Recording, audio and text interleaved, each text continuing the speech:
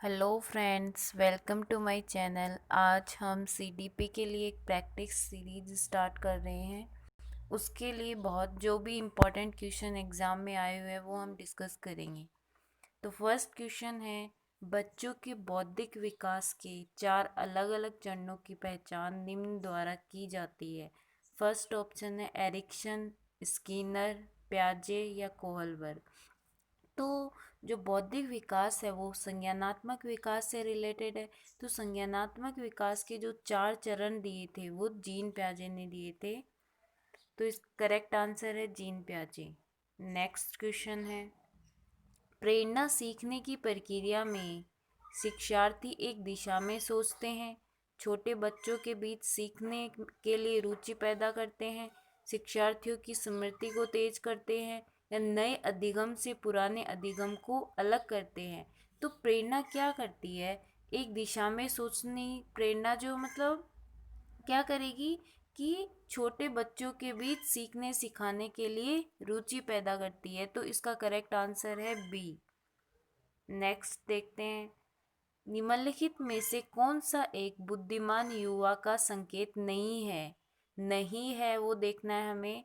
वह जो अमूर्त तरीके से सोचता है, वह जो अपने आप को एक नए वातावरण में समायोजित कर सकता है, ये बिल्कुल है बुद्धिमान युवा का संकेत। नेक्स्ट है, वह जो बहुत जल्दी निबंध लिखने की क्षमता रखता है। नेक्स्ट है, जो धारा प्रवाह व उचित रूप से संवाद करने की क्षमता रखता है। तो इसका करेक्ट आंसर है कि वह जो बहुत जल्दी निबंध लिखने की क्षमता रखता है। तो यह इसका आंसर है कि ये एक बुद्धिमान युवक की पहचान नहीं है कि वो जल्दी जल्दी करेगा, वह बहुत ही सोच समझ कर करेगा। नेक्स्ट क्वेश्चन है, निम्नलिखित में से कौन सा बच्चे के सामाजिक मनोविज्ञान आवश्यकताओं से संबंधित नहीं है? तो ए ऑप्शन है, शरीर से अपशिष्ट उत्पादों का नियमित उन्मूलन। हमें पूछा है कि सामाजिक मनोविज्ञानी आवश्यकताओं से संबंधित नहीं है, तो ये फर्स्ट है वो शरीर से रिलेटेड आ गया। नेक्स्ट है कंपनी की आवश्यकता, सराहना या सामाजिक अनुमोदन की आवश्यकता, भावात्मक सुरक्षा की आवश्यकता। तो ये तीनों है इसमें। तो शरीर से अपशिष्ट उत्पादों का नियमित मूल्यांकन जो है वो ये सामाजिक मनोवैज्ञानिक आवश्यकता नहीं है। नेक्स्ट है, निम्नलिखित में से कौन शिक्षार्थियों के बीच रचनात्मकता को बढ़ावा देगा? ए ऑप्शन है, स्कूली जीवन की शुरुआत से उपलब्धि लक्ष्यों पर जोर देना, मतलब स्टार्टिंग से ही जोर देना। तो ये तो नहीं होगा। परीक्षा में अच्छे अंक के लिए छात्रों को कोचिंग देना, तो ये भी कोचिंग भी नहीं होगा।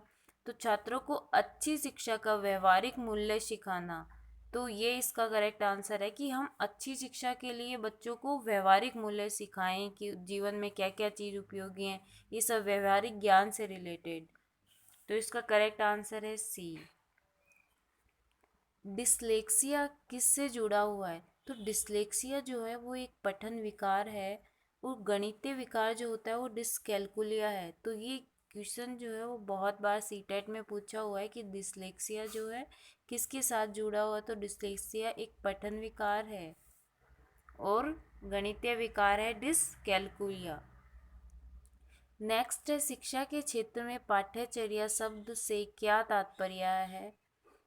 तो पाठ्यचर्या जो होती है मूल्यांकन प्रक्रिया है, कक्षा में उपयोग की जाने वाली पाठ्य सामग्री, शिक्षण के तरीके और सिखाई जाने वाली सामग्री, या फिर स्कूल का कुल मिलाकर के एक कार्यक्रम जो छात्रों को एक दिन के आधार पर अनुभव होता है।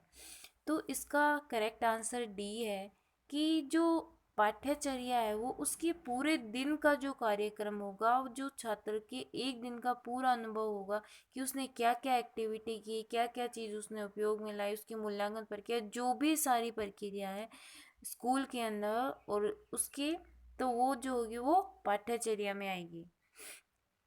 नेक्स्ट है, बच्चे सक्रिय रूप से दुनिया की अपनी समझ का निर्माण करते हैं। तो यह कथन है, यह कथन जो है जीन प्याजे का कथन है। जीन प्याजे ने ही कहा था कि बच्चे जो है वो ज्ञान की सक्रिय निर्माता हैं, बच्चे ज्ञान का सक्रिय निर्माण करते हैं। नेक्स्ट क्वेश्चन है, वह चरण जिसमें कोई बच्चा तार्किक रूप से वस्तुओं को और घटनाओं के बारे में सोचना शुरू करता है। तो तार्किक रूप से किस अवस्था में बच्चा सोचना शुरू कर देता है? तो जीन पियाजे ने जो 4 चरण दिए थे, पूर्व संचालन चरण, मूर्त परिचालन अवस्था या शैशवावस्था या फिर औपचारिक परिचालन चरण। तो जब बच्चा तार्किक रूप से सोचना शुरू कर देता है तो वो मूर्त परिचालन अवस्था होती है, जो 7 से 11 वर्ष तक की अवस्था है। नेक्स्ट क्वेश्चन है, विकास की प्रक्रिया कभी समाप्त नहीं होती। यह विचार जो है किससे जुड़ा हुआ है कि विकास कभी नहीं समाप्त होने वाली प्रक्रिया है। यह जो निरंतरता का सिद्धांत है, या फिर एकीकरण का सिद्धांत, या बातचीत का सिद्धांत, या परस्पर संबंध का सिद्धांत। तो यह निरंतरता का सिद्धांत है।